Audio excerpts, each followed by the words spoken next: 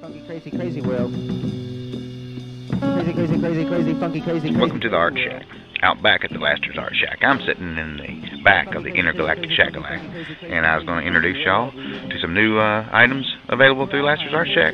This is the pioneer idea, and this is the pioneer way. Ultimately, the pioneer idea makes the pioneer. It's a funky, crazy, crazy, funky, funky, crazy, crazy, funky, funky, crazy world.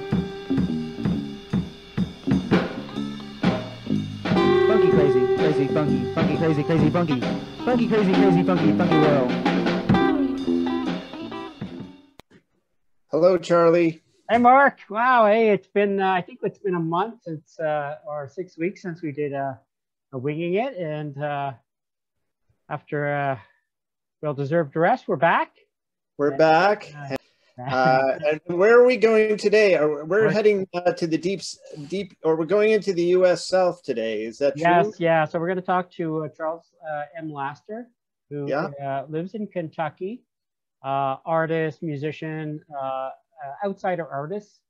He seems like a bit of a legend in his own time kind of thing. Hello? Can you hear us? All right. I hear you, yes. Hello, welcome. Welcome, good evening. All right, Charles. So this is Mark in the red. And hi, nice to meet you. Hey, Mark. And of course, I'm Charles Hackworth. And welcome to Winging It. Guess you know we we're going to be winging it tonight. We're winging it for sure. That's the way we like to go. No script, flying by the seat of our pants. And, no net. And I don't know. Let's start by just telling us where you are. I believe you live in Kentucky. Yeah, I live in a little town. We call it Lickskillet. It's Facebook. Facebook thinks I live in a little town called Lickskillet, so let's leave it at Lickskillet. Okay. All right. We won't reveal the real location. Lickskillet, Kentucky. Well, it's in Western Kentucky. It's near you've heard the John Prine song Paradise. Yeah. Okay. Well, we're about 20 minutes from Paradise. Right on. So you get to visit Paradise once in a while? Well, you know, it's funny because John Prine would always do a concert every year with the Everly Brothers. All right. And, cool. And the Everly Brothers rarely ever sang together, only at their reunion show over in Paradise. So we would go and see the Everlys and then John Prine, and then basically everybody would just mass exodus leave the whole thing. And there'd be other, like, you know, country rock bands. Sure. The Kentucky Headhunters played one year. You know, but we stayed for that. Right. But those were the big draw, John Prine and the Everly. Well, yeah, and you know, I've met John Prine on several occasions. Right. Yeah, so that was really cool. I bet he seemed like an awesome man. Oh yeah, most definitely. His music was who he was. For sure. Yeah, I've been following him since the late '70s. So. And the Everlys, you know, they were awesome. You know, to go see the Everly, I tell people I've seen the Everly Brothers like probably 10 times. You know? Right on. Yeah. It's like the 10 times they've played. Yeah, 10 times they played here for sure. You know. Yeah. Right on. Well, I also wanted to, you know, we're kind of Facebook friends, and I'm aware that you had some health issues and surgery not too long ago. And yeah, I had quadruple bypass surgery. Wow. Which was not fun. I do not recommend it as a way to lose weight. That's a hero's journey for sure. Yeah. I've lost, since the surgery, I've lost almost 40 pounds. Oh man, that's a lot. Yeah. In such a quick go. Yeah, well, I mean, I had already started to try to lose weight I mean, my weight fluctuates from 153 to almost 230. Okay, that's a wide range. So, yeah, it's a big range. Yeah. You know, I was carrying a lot of it around my heart. And plus I have this thing called alpha-gal syndrome where I get bit by a tick that caused me to be allergic to all meats. Any animal that has 4 legs, I can't eat. I'm allergic to all the products. So it's pretty weird. Yeah. I have to really watch what I take in. Right on. Limit your diet and all that. Yeah. But you're on the mend? All my art.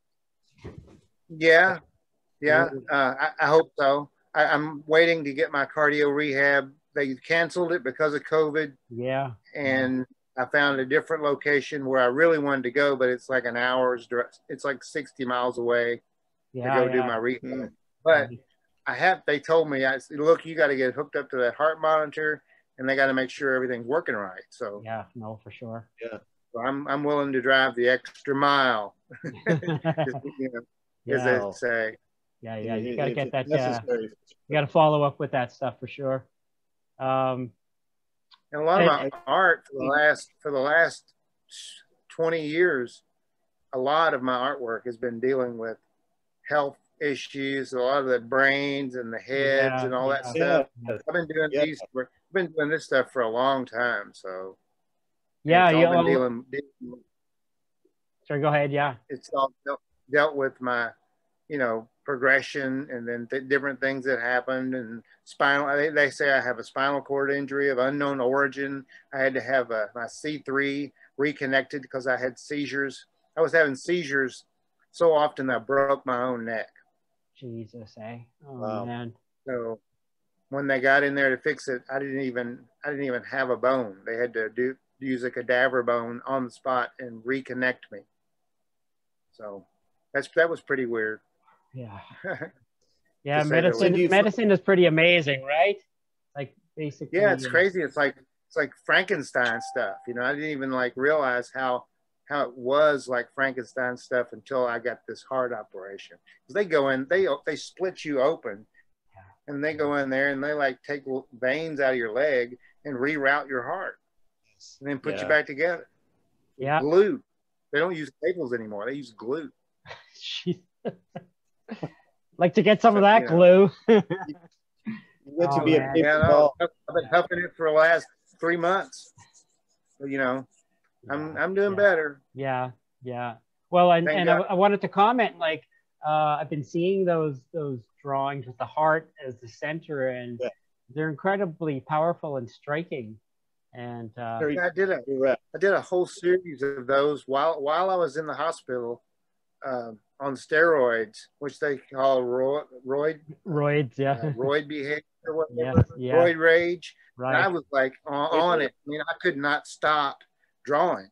And the nurses and the doctors would come into the room and they'd be like, "You're an artist." And I'm like, "Yeah, I'm an artist." And they're like, "No, you're really an artist." And I'm like, "Yeah, I'm an artist." Yeah. And they're like, "Well, we've met people who do art." They're like, "You're an artist." They just kept on. The doctors would be like, they'd want to see my drawings when I come in. They'd take out the drawings and show them to the other doctors. That's so I was like, "Man, I must be on to something here." If I'm, did they buy any? Did they buy from you? They're interested actually in some pieces, and I'm actually putting together. I did 29 detailed drawings while I was in there for 2 weeks, and of those drawings, I did 8 limited edition screen prints, and then of those, I've been coloring, and I think I've done one of. I think I only have maybe one more to go, and I've done them all in color. Hand painting them. I'm sorry? You hand color them or hand paint them? Yeah, hand usually I'm using markers and colored pencils on. Right. I got some new pens that I kept seeing advertised to me on Facebook, and I ordered them, and I don't know, I'm not impressed. They're like watercolor pens, and I'm not really a watercolor guy. Right. I'll have to mess with them and see if I like them. But then I saw that they had acrylic pens. I'm like, dang, I should have got those. So I ordered the acrylic pens. So I'm waiting to see what those are like when I get them. So very cool. So then those will be painted. Your style is very striking and very direct. Is there? How did that develop? Did you just start drawing that way one day, or was there an evolution to that? Well, here's really kind of how it all started in a way. I've been an artist my whole life. Mm-hmm. When I was in the first grade, the teacher, we had this test where we had to spell words, had the spelling list, and for Right. I didn't study, and I knew the word, I knew the picture, the words for pictures in my mind. So instead of writing out the answers, I drew pictures, Right on. and I turned it in. And the teacher was like, I thought, oh my God, I'm going to be in trouble, but like I just waited it out. The next day, she calls me up, Charles Laster, to the front. Because back then they called me Charles then, and then they changed me to Mike later because there was too many Charleses, and then there was too many Michaels, so I had to be Mike. Well, anyway, they call me to the front of the room, and I think I'm in trouble. I'm going to get it. She's like, you're an artist. I'm like, what? You know, she's like, you know, this is a pictograph you've done, and wow, you know, you get an A. What know, an enlightened teacher, eh? Really? Another teacher might have I got lucky you. to have that person. Yeah. You know, Yeah. I got lucky to have that teacher. It could have been another teacher who would have been, you failed. You're a failure. Right. You know, Yeah. instead, you know, I got rewarded for that behavior. Right. Right. So, and in my you haven't stopped since, right? You haven't stopped since. I have not stopped since. I've been doing art for over 50 years. Right on. So yeah. And I started out, my grandmother, who was Native American, she would have me draw these pictographs of like Indians on horseback on like paper, and she'd take them to the flea market and sell them. Right on. Because she was Native American, and people were buying these drawings because, you know, I was doing Indians on horseback. Well, she would bring me home giant RC Colas and Three Musketeers bars as my payment. So that was my first like art gig. That was your payment, eh? That's right. And so from then on, it was like I was an artist, and I always associated myself as being an artist, and then got made fun of a lot during the adolescent years. Sure. And through high school, you know, call you names for being an artist, but you know, no biggie.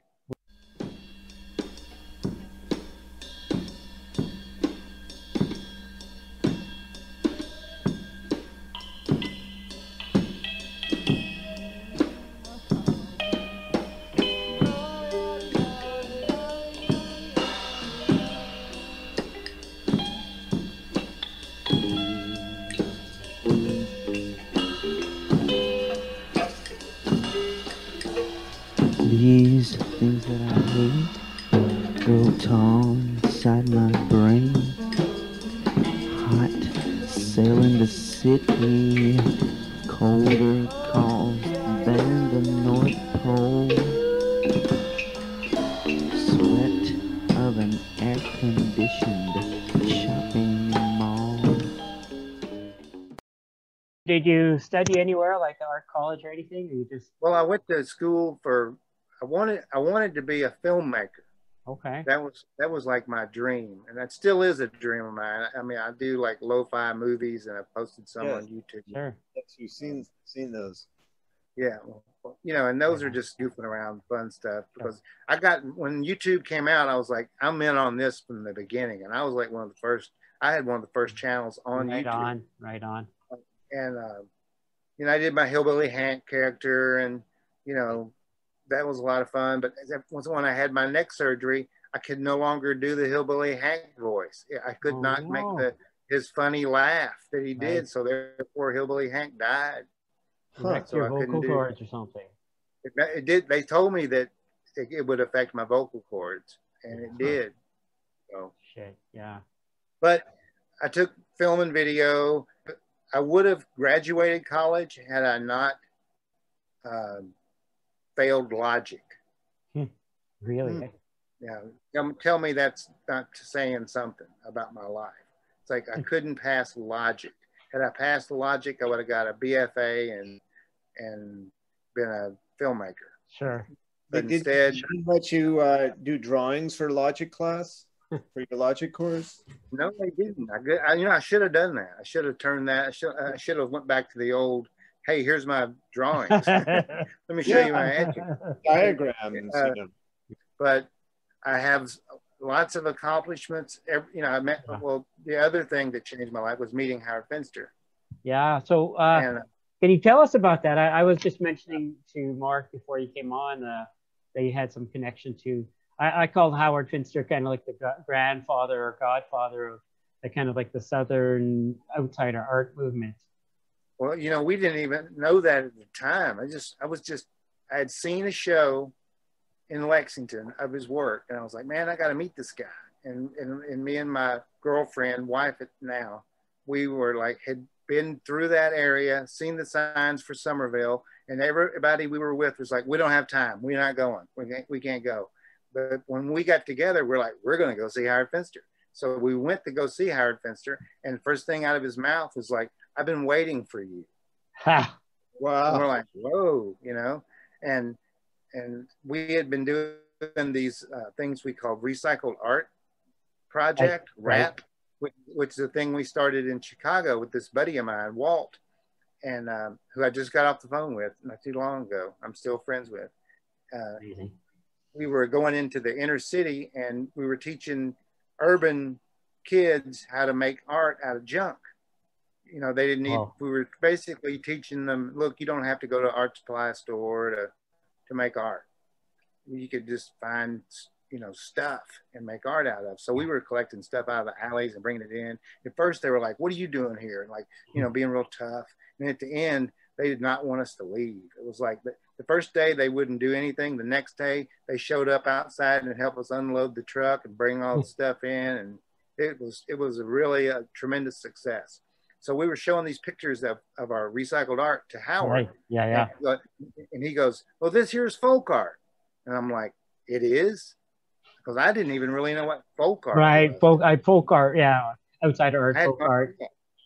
Yeah. I had no idea what it was at the time. And he was like, well, you should come here and do these. He called them workouts. He said, you should come and do a workout with me here in the garden. And we're like, holy crap, we're going to do a workout with Howard Finster, you know? And he goes, when my daughter gets here, you tell her. And as soon as she walks in, he goes, Beverly, you get these people's names and numbers and you get them to come down here. We're going to do an art workout.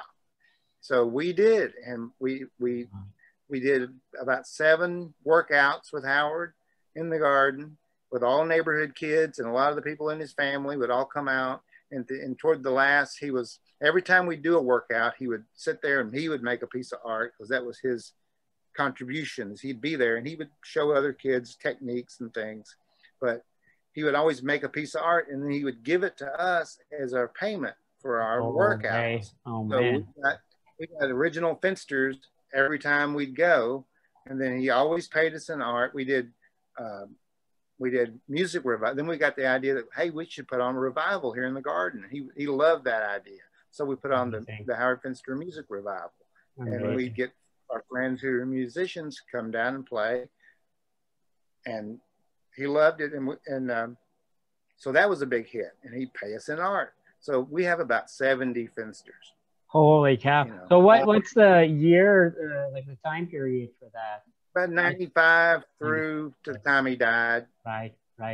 Wow. Right. And then after we did the Finster Fest. And then we did it up until 2003. He died in 2001.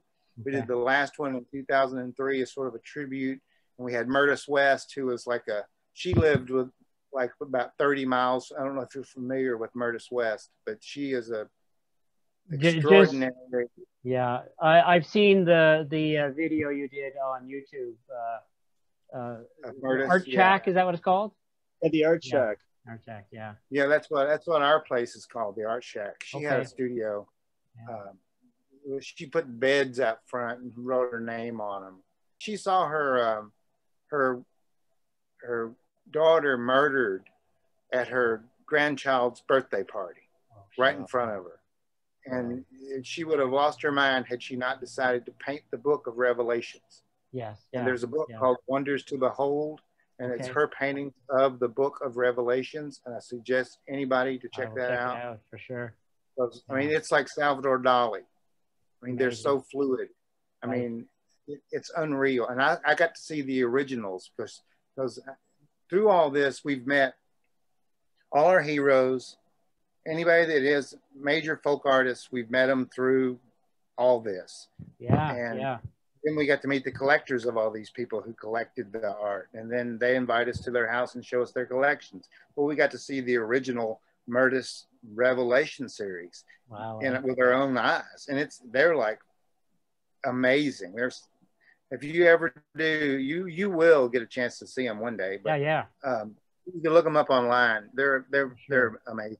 Her later work is more folksy and crude, but she still worked up until the day she died. And she just made any little old thing. She was another great influence, Murtis and Howard, totally. And then we got to meet Lonnie Holly. We met, Bucket Man, Danny Hoskinson, who made stuff out of melted 5-gallon buckets. I mean, Chris Hubbard, Chubb, Butch Anthony. We put on the Do Nanny, what we call the world's Hillbilly Burning Man is what it was called. Okay. We made a giant 50-foot vagina and burned it. So that was pretty amazing. And then lots of artists would come. And the last few years, it was so many people came, it got too popular. We had to shut it down. Right. Yeah. Some things get. It became too popular. It became too popular. Well, it's just like Burning Man. I would never go to Burning Man. It seems like no. It was like the Hillbilly Burning Man. We built a 50-foot outdoor kitchen. We had like a little town. We built a movie. I was in charge of the Lo-Fi movie theater, which I got to do my movies now. That's all came back around. Yeah. And it was a 27-seat movie theater in the middle of the woods. And Les Blank came and showed his movies. So I got to meet another hero, Les Blank, and basically work with, he basically said, I won the film festival from him. So he handed it down to me. And so I was doing Les Blank's Lo-Fi Movie Festival at the Do Nanny. So another coincidence, it's like my whole life has been nothing but one big serendipitous moment. Right. Yeah. And you really see that, right? When you jump in. Steps in. Say that again, Mark. Sorry? You seem to have these moments where destiny steps in and points you. It's constant. It is just constant. And the influences that each person and everybody we've met has on us, it just makes it grow. Everything I do, it's like pieces in a puzzle falling into place, That's fantastic. It's amazing. It sounds like it's just such a big community of folk artists, outsider artists that you are an integral part of. Yeah, it's like I say to people that we walked among the gods, because now a lot of them are passing. Like John Henry Tony's just passed away not too long ago. Buddy Snipes is still alive. I mean, but like there's so many that like. And when you touch them, it's hard to describe. It's like you're touching a light. Yeah. Absolutely. So, just trying to, Mark and I come from the more, fine art world and contemporary art world, but I don't like those delineations. I spent 24 years facilitating art with adults with developmental disabilities, and a lot of them made really freaking amazing paintings, and we organized a lot of shows too. And we ended up doing workshops with adults too. That was another thing that sort of progressed, Well, and you're right. What it teaches you, or taught me, was like being an artist has nothing to do with training. It's something that comes from within. Yeah. Yeah, if you're an artist, you're an artist. Yeah. And if you're creating, you got to have an outlet for it. It doesn't matter what you're creating. It doesn't matter. It's your creation, and it's something that is. I think it's something that's common to all of us. But some of us pursue it. Some of us have the interest and the drive and the motivation to pursue it. Not everybody does, but I think it is one of these, for me, one of these universal things. And training has nothing to do with it. I mean, I always tell people, the people, the early humans, in the Paleolithic periods, who painted on those cave walls, who was training them to paint those pictures? You know, what art Right. college did they go to? They didn't, you know, and I'm saying, well, if it was there from the beginning and it's still in us all. But it's a long road to hoe is what I say. Yeah. You know, for sure. You're going to never get to the end until you're at the end. Until you're at the end, yeah. Now you mentioned the music. We'll play some of the Jeters. Is that the band that you? It's the Ether Snakes is the name of the Yeah. band. Oh, the Ether Snakes was the name of the band. I thought that was the name of the album. Yeah, Well, that Scott Scarborough is a member, and he put together the Jeter Beats. Okay. Jeter Beats, and like Monkey Boy. I was in Monkey Boy too. I don't know if you heard any of that too. I couldn't find any of that online, but that Ether Snakes that's on Bandcamp just blew my mind. I absolutely love it. It's, when I was listening to, I started doing music in the 80s. It was more experimental, improvisational stuff. But the thing to me, and I, when I posted it on Facebook, the thing I mentioned is that it embodied all the best stuff of the 80s. It was kind of punk. It was kind of DIY. It was indie. It was, shambolic. It was kind of Captain Beefheart. It was blues. It was, I loved it. You got it. It was a lot of improv. It's like I didn't even know what I was going to do when I walked on stage. A lot of times, amazing. I'd have like some ideas and some notes, or some mental notes. Like basically, it just happened. Yeah, it was like one night we would do tours where we would play 3 different venues in one night. That would be a tour. We'd go from place to place. And a lot of times the people that were at a place would follow us to the other place, and then there'd be more people and more people. It would just build on itself. And at the time, we were like I think one of the hottest band going in that town. I went. He sold me. Yeah, I sold my wife. I got her. I got one pretty girl out of the bunch. Yeah, that's amazing stuff. I love that. And you're clearly comfortable with that kind of just you trust your own creativity. Just I don't know what I'm gonna do, but I know it's gonna be good or whatever. I'm gonna do it anyway, right? Well, yeah. I mean, I don't edit myself ever. That's another thing. I just set out to make a piece of art, and I start, and then when I'm done, it's finished. Yeah. And then I move on to the next piece of art. For sure. I don't just like, oh, I got 10 over here where I'm putting a piece of paint on, and I got 10 over here where I'm putting a piece of paint on. I'm just like, I sit down and I make it, and then I make one it. at a time.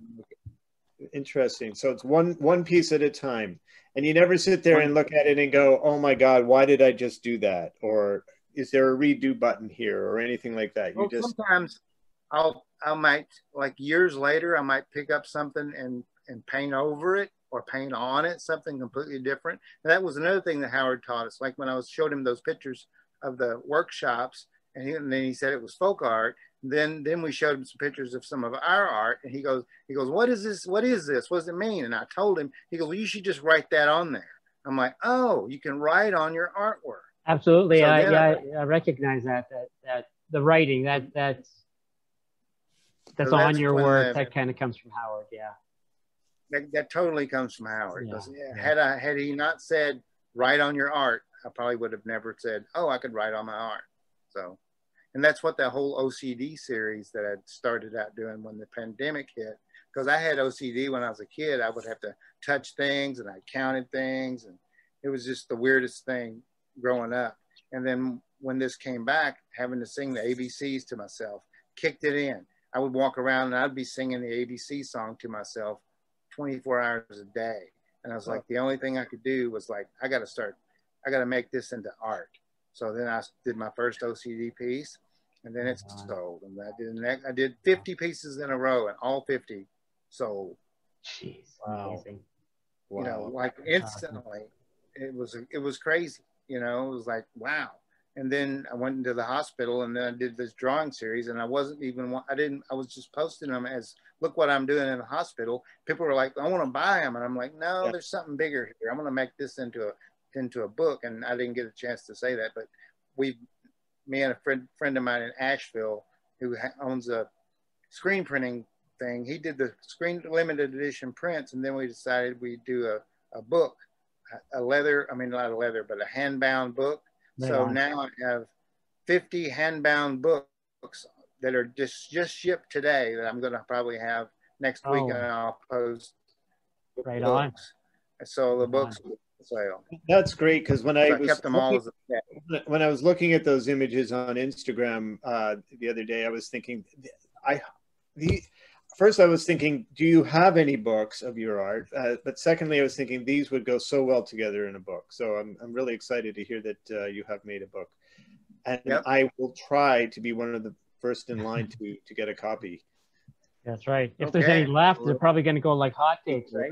I know it's going to be hard. Well, I thought that. I mean, I've sold a number of the the plain print. Well, you got one if you want it. It's pre-order, so they're $50. Okay, I'll put me down for it.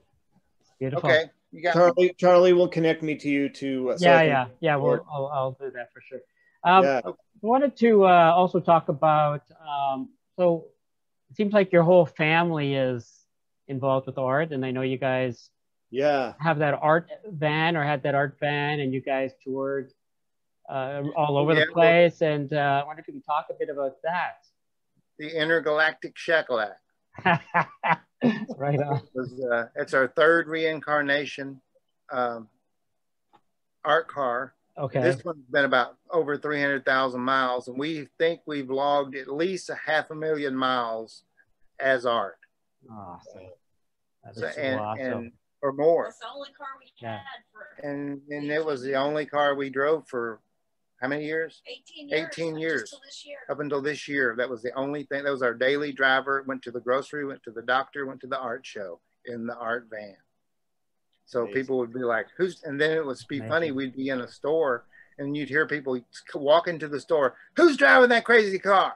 And then we'd be like, you know, and then they'd walk and surely they'd say, it's you. They'd find us. You're the people that's driving that van. And they're like, why are you doing that? You know, we're like, why not? You know? So, spreading the joy, right?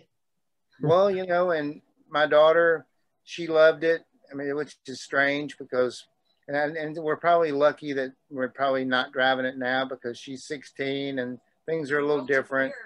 Times are different. You know, people are more judgmental of, I don't know. In the South, it's really weird. I mean, I don't know. Sure. Yeah. No, I get. Being a liberal, artsy weirdo person. Yeah. No, for sure. I'm not at the top of the list of like everybody's buddy. You're very suspect. It's kind of like wearing a target on your back. Yeah, exactly. Most definitely. Driving with the target. I used to make a piece of art that said all it was it had the words "secret weapons." That was it. And what it meant was words are secret weapons. Absolutely. And then I make these stickers. Say, hold on. I used to do all these stickers by hand, but now I have a printer. I have the God hates hate. I love that. Yeah. These actually stick on your car and last. Where before I would like hand paint them, and eventually the paint would rub off the vinyl, and then people go, "Hey, you got to make me another sticker," which is cool because I was getting $5 a pop just to sit and make little stickers. But you know, now I have these real stickers. I've been sending these out when people buy something. I just give them away. Yeah, you're going high tech. Well, this buddy of mine through Sticker Mule, here's a shout out, had a thing where you could get 50 of them for $10. So I got 50 of them for $10. And then I don't know how many I got left, but somebody bought some. I told online, it's like they're $3 each. A guy mailed me $10 bills. So I made my $10 back instantly. Then I'm giving them away, or they're for sale for $3. If I ever do an art show, but right now I'm just, somebody buys something, I just figure, hey, I'll just throw them in the package, and then, you know, people put them on their car. Sure. More merch. And then I do the Jesus Loves Freaks and God Hates Hate and forgiveness is how it's written out. Yeah. I do all kinds of just, you know, stream of consciousness. That's how it all works. It just flow. It's flow. You got to plug into the flow. Does the flow ever stop? Do you ever have like creative block or anything? You know, that's funny you asked that, because I don't want to curse you. I'm just curious. Just briefly, I had it when my dad passed away. Oh, I see. Yeah. After I got out of the hospital and got home, at one point it was just almost like it went to a screeching halt, because I was just like, what do I do next? You know, I was doing these, and I have, let's see, I have a, here's one of the drawings. Look at that. Oh, amazing. That's so awesome. Wow. Yeah. And then these are the hand colored, you know, prints that I've. Yeah, those are so awesome. So here we go. Check them out. I got them right here in my case. Right there on top, something that everybody's interested in these days is the Cure. And I got it right there, buddy. You need a little hype? Well, you know where to tune in for that. How about Hope? Works every time. Love, Happy Love. And this is antique Happy Love, so it's the original kind. Hi, is it Grace, right? Is it Grace? Come on, Grace Kelly. Hi, Grace Kelly? Or it's Kelly? Hi, Grace Kelly. Hi. Oh, look at that painting. That's so awesome. Wow. So is that some of the older stuff then? It's only about a year old. A year old, okay. It has the same feeling and, you know, that the drawings, but obviously it's. Well, I painted over a violet. If you can see the violet. I see the violet, yeah. That's what it is. Like is it like a poster of the violet or something? The found painting. Somebody painted it. Somebody painted it. So I put this over it. It's called the ultraviolet. Brilliant. I love it. Yeah, I was photographed by this guy Ted Dejanay, who does Raw Vision. Okay, yeah. I have got like 20, 30 issues of Raw Vision, and I've got the big book they did back in the, I don't know, 15 years ago called, I think it was called Raw Vision. It's like a big. Yeah. Yeah. He does a lot of photography for them, and he does a lot of photography for Folk Art Messenger, who's coming out with an issue that I'm featured in next month. Awesome. I was going to try to pick out a few paintings. These are just small works that I happen to have. Everything we had was that we had made. We had done a show in February, right before the pandemic started, and we had our art car completely packed with all of our art. And here's a political one. It's America, China by Russia. Yeah, I guess you got to be. Been sitting in our car. You got to be careful in the South with that, right? When you go to an art show, it's a different scene. Then here's more like the black and white stuff was my bread and butter for years. Okay. This is aluminum flashing from my construction business. Okay. And this is painted with whiteout. Okay. Right. He left that part where he built thousands and thousands of metal sheds and barns for years with the family. And that was part of our Here's another existence part-time. This one's called The Healer. Love it. Until he went into art full-time. He quit that work in 2002, and then we did art full-time from then. I'm just holding up. This is my surgery that I had on my hand, the painting of my surgery. I don't know if you can see that or not. Oh, I see. Yeah. Wow. Yeah, he takes pictures of everything we do, but we're very prolific. So we have like thousands and thousands of artworks. Yeah, where do you keep different variety? Where do you keep it all? Oh my God! These were in the art. The walls were filled. When we were going to shows, we were selling a lot of it. I don't have that much art. Well, we have some bigger pieces that we haven't been able to move because. See, she talks. Well, I'm just saying we do have several barns full of some large scale works that were collaborations that we did for a number of years. This was an owl that I painted over. Oh, yeah. Made it into a different owl. Right. Ultra owl. Yeah. It's like it was just like an owl type thing, and then I made it into this more, I don't know what you would call it. It's like a cat owl. Right. More, a Laster owl. It's the owl and the pussycat. I'm way into birds. The blue jay, one of my touchstones. Yeah. I mean, I just don't limit myself to anything. You just here's a stencil of Michael Jackson, like young Michael Jackson. I don't know if you can see that or not. Yeah, for sure. Those are awesome. And you paint too, Grace Kelly? Yes, I don't have anything necessarily prepared for you because I was telling you we had all of our artwork like that we had left from the show in our van, and we've just kind of been pulling pieces out here and there to sell online. Bobby Darin. But, right on. Oh, yeah, I like those. He had to pull some things out. I don't know if you've ever heard Bobby Darin's. He did these albums called the Direction Records. Two Directions. Okay. The Two Directions. Really good. Those up because they are not pop at all. They're very psychedelic. It's when he was like on drugs. Really no way. Look for that. Check out the Bobby Darin Two Direction records. You could lift the camera and show him my artwork that's hanging on the wall. Yeah, there's some art on the wall. Yeah. So those paintings are yours, like the portrait is mine, and then there's a Richard Burnside painting. Let me see if you can turn it. Some Casey McGlynn at the top. The big Virgin Mary with the baby, egg-looking thing. That's mine. Mine's. I guess I would call myself nature visionary. I have an Instagram. I'm not nearly like the person that he is with promoting my work. I'm not very good at that part of it, but I do take my work and bit of a born showman, are you, Charles? Yes, sir. Well, I mean, I'm sort of a show person at the show. I like I'm much better in person. She does these little tiny Shelvises. You see the Elvis? I paint Elvis. I've painted thousands and thousands of Elvises. She's done thousands of these. Yeah, I do a lot of Elvis art. And she paints Elvis from her brain. Right. It's like she doesn't even look at Elvis. I painted Elvis with my feet on stage. I did that one time.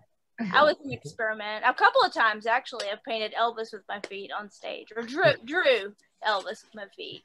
And it looks like Elvis. But I have a couple of commissions right now. I'm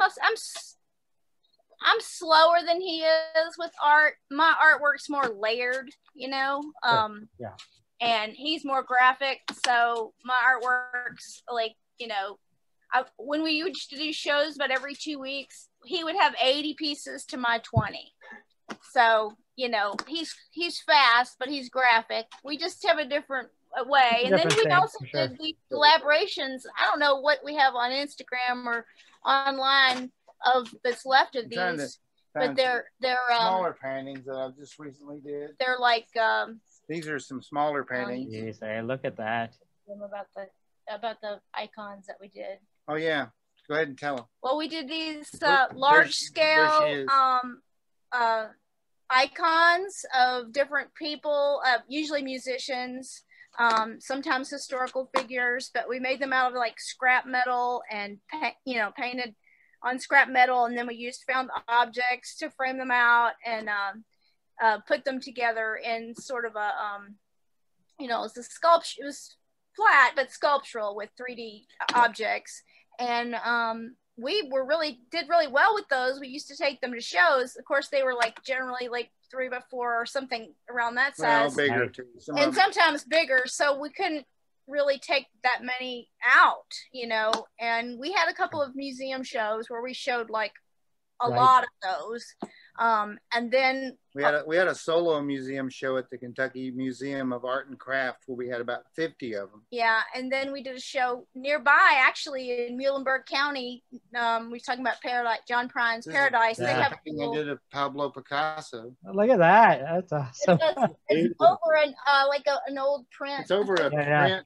I love that one. It didn't sell. I only took it to one show. I called dibs on it. I was like, that would sell in New York in a heartbeat. Oh, I love it so much. Well, yeah, I mean, that's why I'm not worried about it. It's like, no, I'm just going to keep it. We kind of do that sometimes. If we each make something that we really like and it doesn't sell right away, we're just like, we just kind of pull it back. We try to pull a few things back. It's hard to do sometimes. And when I do these, I do them freehand. I just look at maybe an image that I like and I just put it on there. Yeah, he's amazing. There's no pre-drawing. I don't do that. It just happens. So open heart surgery and COVID hasn't slowed you down. Only for a minute. Only for a minute. for about a minute. Yeah. In the scheme of things, a minute. His dad's death was really, really traumatic. That was the thing. That was the thing.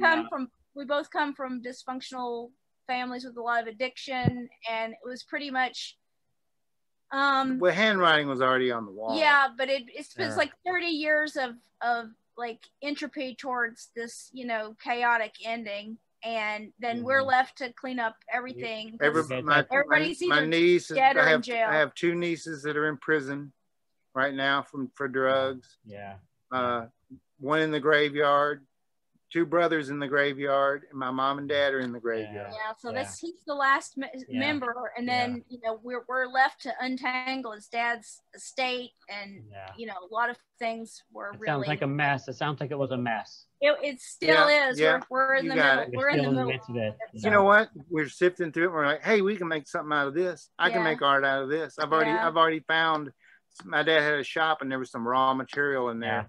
And there's several boards I'm going to be able to cut down, and there's like, you know, 30 paintings worth of wood. Yeah, we're probably going to have to let the whole house and contents go like quickly as is because we can't physically I'm not dealing with it. I'm not dealing with it. Too much trauma. And I'm just going to collect memorabilia and photos and then just let it go. It was trashed. Our niece and a bunch of drug addicts and stuff had come in over there, and he was in the hospital. And I was in the hospital when I found out my dad died. And I was scheduled for surgery the next day. But they put it off for 3 days. So my dad had died, and then I had open heart surgery, and then I had to come home and recuperate, and then deal with the estate while having recuperated. It's been and so he had a minute where he was pretty down. I almost had a nervous breakdown. Yeah, I got close. It was too much all at once, and then you know we finally like were able to just we're just looking at we had to save the house from foreclosure.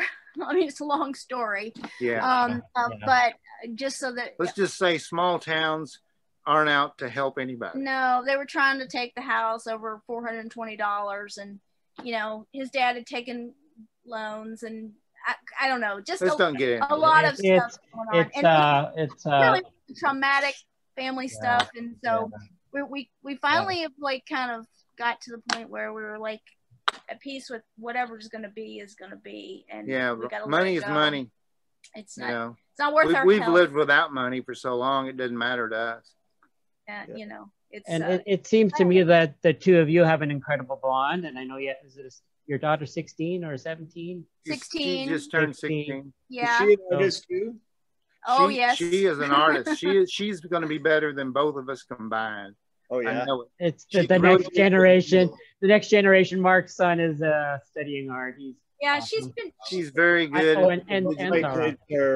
Both my kids are artists, and I mean, from the beginning, it's an exciting feeling, isn't it? And it's just awe-inspiring to see what they can do. And oh my God, we have about powers. It's amazing. Right? She's been, when she was a little girl, she would do people's portraits at art shows and sell them for $5, and she'd save her money. And now she's got to where she's doing them for what, 25, 15, 20 now. And but now she's doing them so sophisticated, and people are like overpaying her now. They're like, wow, this is worth more than this. And like, but if she was doing it digitally, she could just crank them. She's incredible at that stuff that, you know, we haven't even, you know, looked at. I mean, ourselves really played with much, but she of course wanted to do the digital art. That's her era. I mean, she can do it by hand as well. When we do art shows, she does things on the spot with markers and pencils, and but she's really good with the figure. Just amazing. to draw the figure, and so I think she's, you know, she's gonna be really good. Oh, I'm sorry. I'm gonna keep that going, right? Keep the Laster. Yeah. She's definitely gonna carry it on. She's definitely an artist for sure. Awesome. When she was just even a baby, she was making art like she faster. Had this move. She would she would do something and go like this. It's like she had an art move. We're like, whoa, she's move. Signature move. She called herself. She had a signature when she was a student. She made up an art signature. She wasn't Ruby. She was Rubé. She made the Y into a T, and every time she'd get ready to sign a piece of art, she'd look at me like, "Is it okay if I make the T?" And I'm like, I would nod, and she'd make the T. So it was Rubé. You know, I told her she had to make her Y's when she started doing like schoolwork, but for sure, yeah. But if it was art, she can sign it Rubé. Yeah, she just practiced so much. She's been doing art. Grew up in it. She grew up with that around her, right? Yeah. Right. And she's seen all this other art her whole life. Right. And you met all the same artists we know. She knew. I told her later on, right now it means nothing to her. Later on, she's gonna look back at her childhood and just like go, whoa, you know, because she has no conception that it was any different than anybody else's childhood, you know. But we got to go to the big Houston art car shows. Like we went several times to that. They have like 300 art cars. It's like 200,000 people. Awesome. And we did Artscape in Baltimore. I curated the event for the Visionary Art Museum in the city of Baltimore. I curated the art car section, and then Rebecca Hoffberger, who's the director of the AVAM, said it was the greatest collection of visionaries she had ever seen.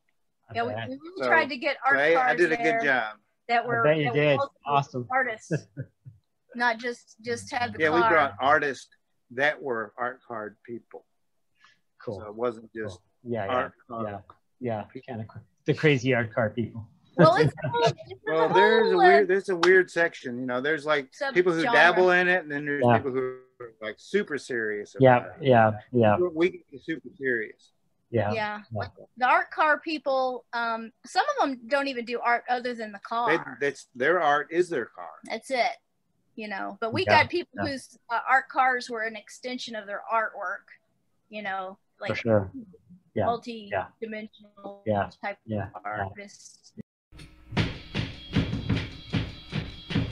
TV contrast, fuzzy blacks, bluish whites, I cannot perceive this. When it rains, my understanding greatens. Marilyn Monroe is coming up next. She's not dead. JFK's dead. JFK is good coffee. Cancer is fine, that's what hard work is. Monkeys don't know they're being shot by video crew. Humphrey Bogart smoked like 100. His head was too small so it looked like horizontally held a vertical line. 77 Sunset Strip was a show about spies. I hope to get down to Kentucky one day. Come and see you guys. Once all this COVID's over, I want to do a road trip, man. I want to do a world tour and meet all. Go on a big road trip and meet all of you people in person. We're not wearing the mask in real life. I know. Yeah, I know. We're like, you know, we're road warriors. We've been traveling for years, and it'll drive us. It's been driving us crazy because most of our people are not here. Definitely not here. Yeah. This is the first year we've been stuck at this place. And then we were like, wow. And we're like, whoa, I can't believe we live in this place, because we were so used to going out into the art world that it didn't matter who we were. As a matter of fact, it helped us to be who we were. But here it's like lonesome. Not so much. More isolated, It's a completely different experience because you're so used to being part of a community. Right. It's a community of like-minded people and of like-minded people with similar interests and a growing, ever-growing community too. And now you're isolated from that community. But we all kind of, to some extent. Well, you know what's really weird? It's like art didn't die with COVID.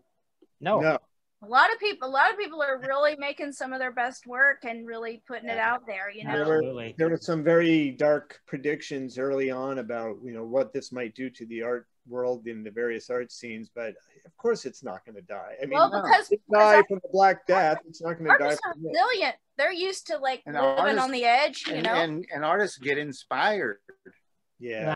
Oh man. Anyway, we should bid you adieu. It's so great talking to both of you.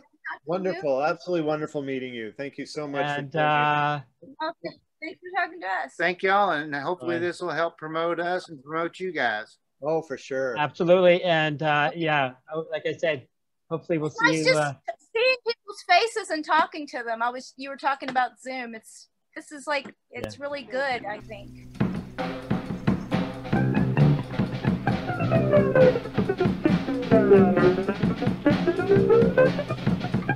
I was getting busy with me, getting busy with my baby on downtown, baby, baby, baby, baby, baby, baby, man, baby, man, baby, baby, man, baby, baby, man, baby, I don't know, baby, man, baby, now you know that down, you baby, baby, baby, man, baby.